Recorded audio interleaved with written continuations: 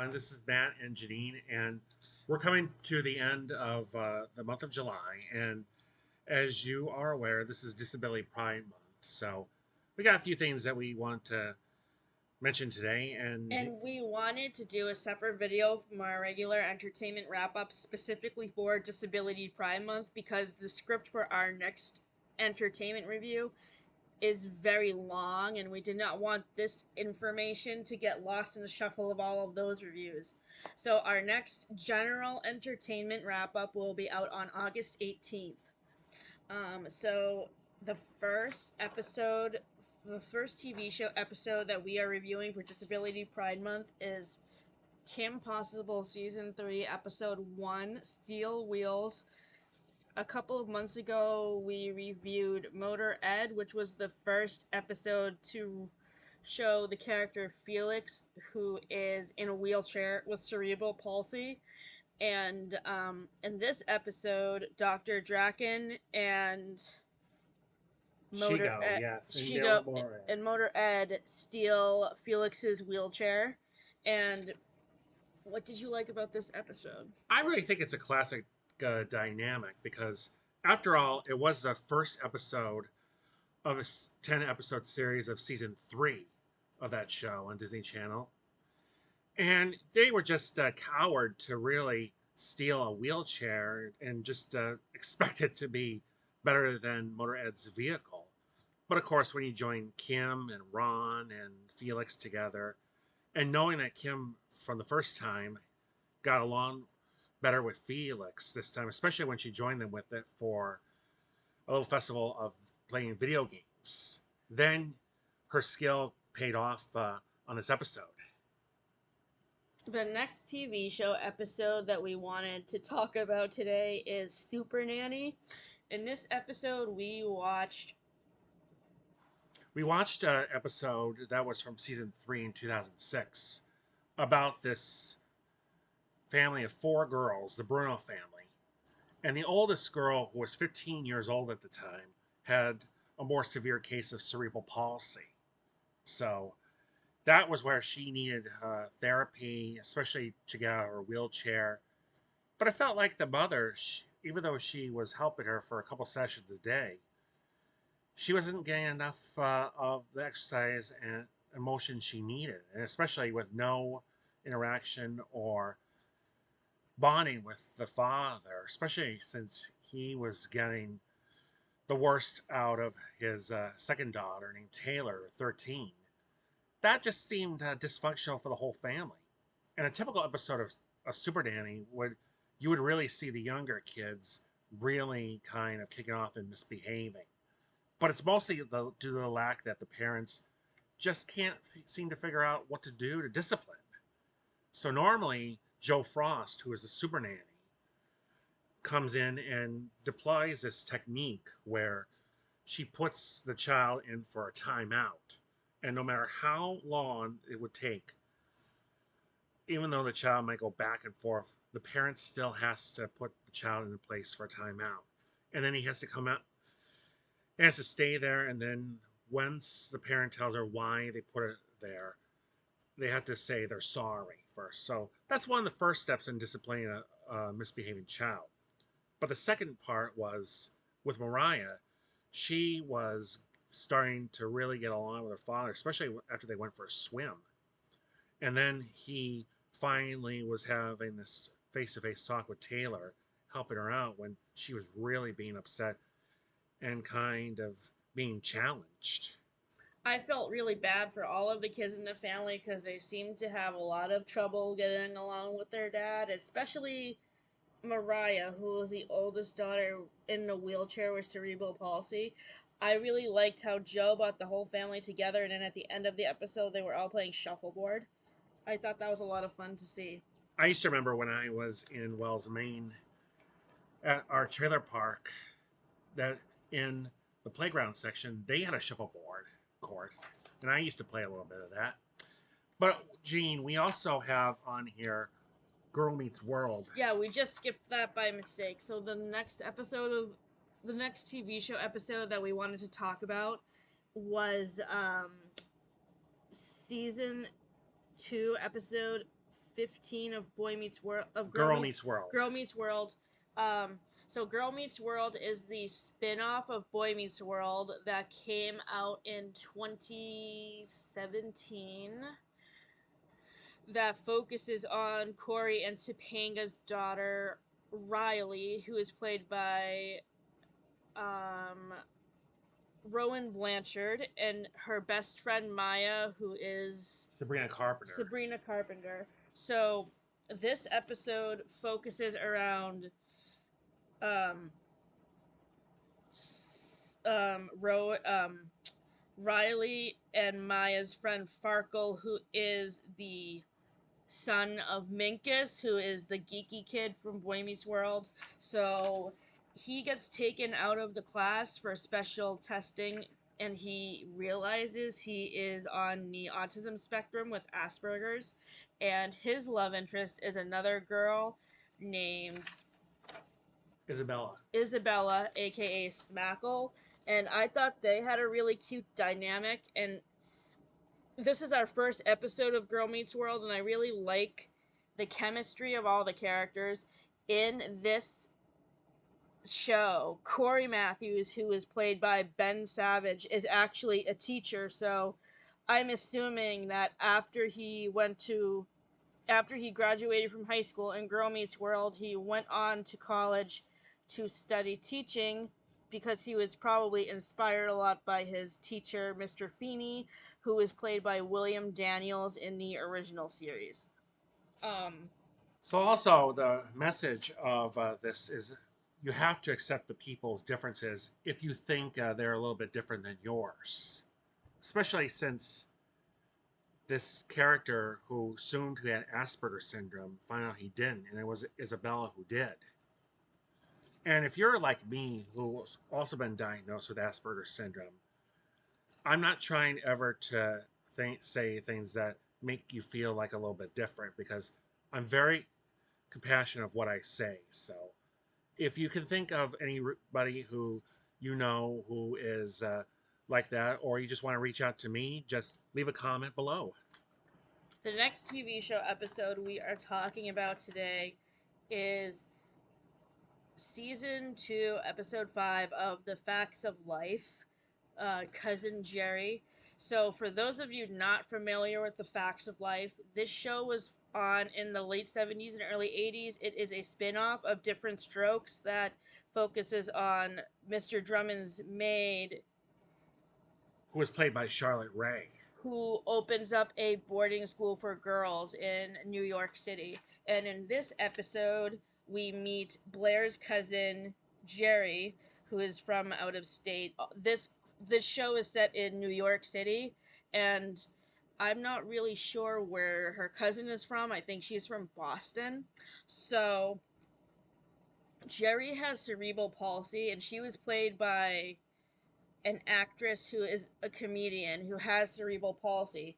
And I think it was really good that they made that casting choice in a show from the 1970s with somebody who has a disability, because it showed that casting directors were accepting back then of people with disabilities. And so in this episode of The Facts of Life, Blair is up for an award at school, and her cousin Jerry comes to visit for her ceremony, and she ends up being the master of ceremonies at Blair's award show, and Blair feels upstaged by her because I guess as a kid she always felt upstaged by Jerry because she got special attention because of her disability, and that made her jealous.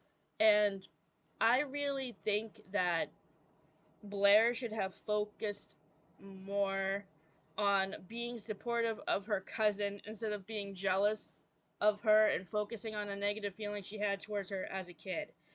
The scene at Blair's dinner where she's getting her award with Jerry doing the opening act for the comedy, that was really funny. And as I mentioned in our last update video, in June I was in a play with the Port Fringe that my friend Amelia directed, and there was a there was a gentleman in the group of Port Fringe actors who did a one-man show about his disability, and I was inspired by interviewing him, by watching this episode of Different Strokes, and actually by talking to my cousin Olivia and my uncle Mike 2 years ago, I think, when we were down hall on vacation for 4th of July, about doing my own one woman show about my disability, and I'm thinking of putting that into action next year for Port Fringe. Now, the Facts of Life, as Gene said, was a spinoff of the popular television series Different Strokes. And we're talking about NBC and some of the cast who occasionally you would see on Saturday mornings on this segment called One to Grow On. Actors like Mindy Pickton, Charlotte Ray, and even Kim Fields on subjects like being a little bit of a prankster or the bad habits of smoking, etc. These are just topics to really learn for those kids of the Generation X era. Now we're going to talk about our movie called The Rain Man, and it stars Dustin Hoffman and Tom Cruise. When did this movie come out? About 1988. Okay, so this came out in 1988 when I was 3 and he was 5.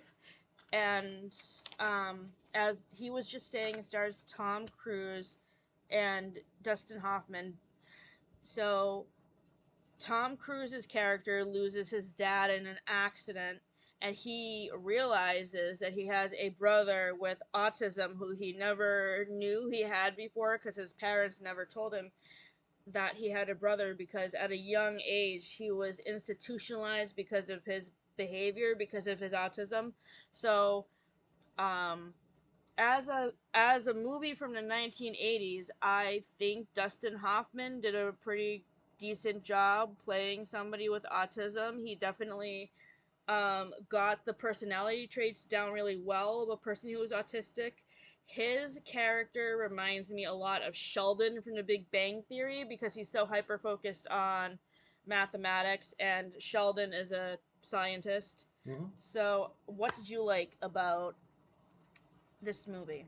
What I really liked about it, Janine, was in Dustin's scene where he played his character, he was really kind of a little blurry with what he was saying.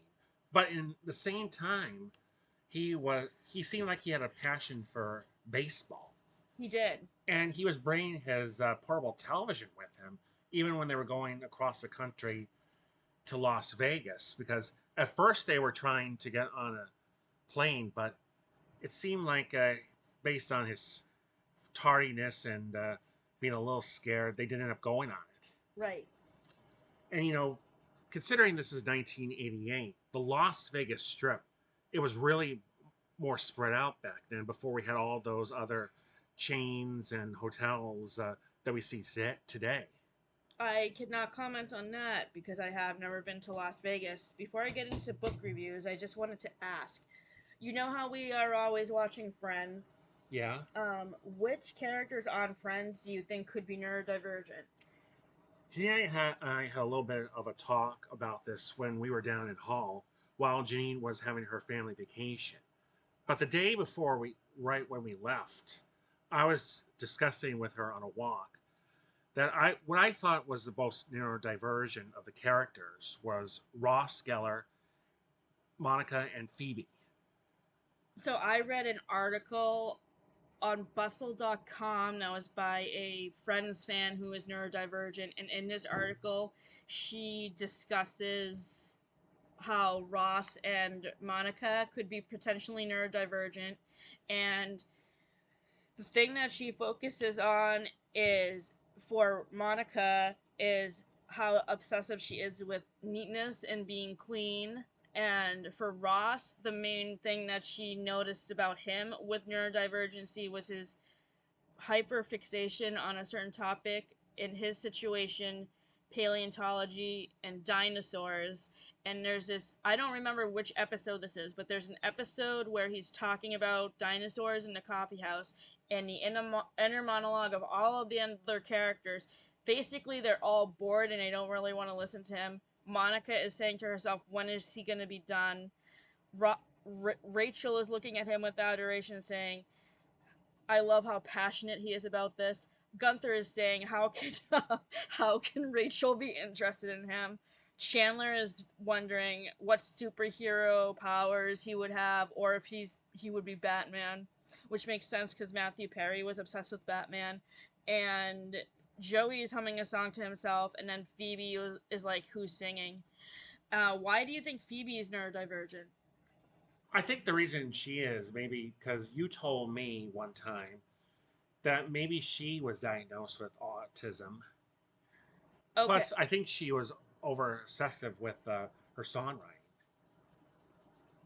okay. Well, she's a musician, so of course that would be her hyperfixation. But so when this show came out in the 1990s, it to me it is unclear if it was the intention of Marta Kaufman, David Crane, and Kevin Bright to give these characters neurodivergent traits. And when I was watching this show originally, when it was originally on, when I was age 11 to um 21. oh no, oh, I started this show was on 94 to 2004 originally. So Oh, 19. I was 18. Okay. I was 18 when the finale aired. Oh, I get it now. So at the time of the original airing of Friends, when I was watching it, I was 11 to 18, and I wasn't really. I was diagnosed with my nonverbal learning disability in ninth grade at age 14.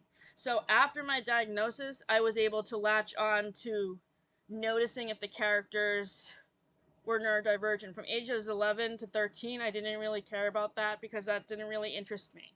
Um, I don't know if it was the intent of these directors or also the directors of Gilmore Girls, Amy Sherman Palladino and Daniel Palladino, who were a married couple at the time that the show first was airing, was to make their characters neurodivergent. I talked in a video that I made before I left for vacation about which characters on Friends and Gilmore Girls I think are neurodivergent. And when I talked about Phoebe and that video, one thing I mentioned was how she has a strict moral code. And the specific episode I referenced in that video was the one where no one's ready, where Rachel gives Phoebe the Christmas bow to put over the hummus stain on her yellow dress, and she says, "Okay, I guess I will be political for one night."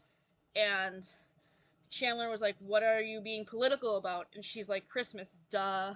So I think what she's meaning about being political about Christmas is because when she was 13, her um her mother committed suicide, and her mother committed suicide before Christmas, so that's why she doesn't like Christmas. Okay, so now before Jean gets into her books here, there are lots of other television media that have dealt with the kids with certain disabilities and other adults too. The movie we were going to watch that we could not find was Wonder, starring Julia Roberts, which is based on the middle grade book by R.J. Palacio. We also tried to find Wiggly Blonde, which has Selma Blair in it. Mm-hmm. I have read her memoir twice. She was diagnosed with multiple sclerosis a couple of years ago, but in her memoir, she talks about her behind the stage experiences and the friendships that she made during um, Dawson's Creek, Cruel Intentions, and Legally Blonde, where she played the villain Vivian Kensington. Mm-hmm. Now, also, public television on PBS Kids has featured kids with certain disabilities, physical and mentally, before. I know you've heard about when you're totally blind, you need to have a cane and you need to read Braille in order to see what they're talking to you about. But we've also heard of people who have been deaf, such as Linda Bove, who used to be on Sesame Street for a while, who taught us the American Sign Language. And then on Mr. Rogers, there was that, I can't remember his His name. name was Fred Erlinger. The one in the wheelchair. And that was the one that's most touching because of the episode of divorce. But that moment when he wanted to be on Mr. Rogers was very touching. They talked, exchanged to each other, and they even sang a song. It's You I Like. It's You I Like, yes. More recent TV shows on PBS that have had neurodivergent characters on them include Sesame Street with Julia the Muppet and Arthur with the character Carl, who is obsessed with trains.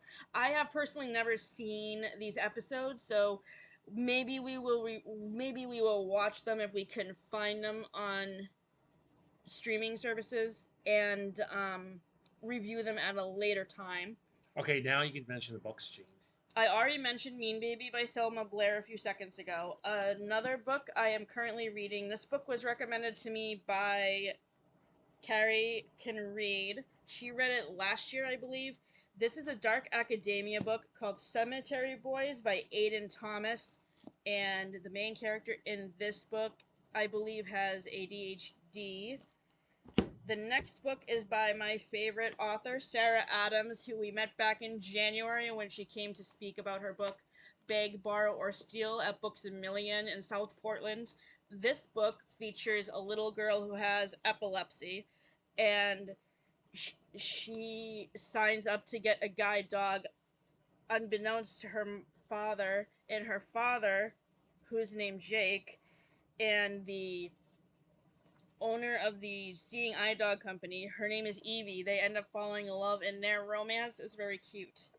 So, right now, in Cemetery Boys, I am on chapter 16. The match got 4.5 stars. I don't typically rate memoirs, but if I could give this memoir a rating, it would be 4.75 stars, which is very close to 5.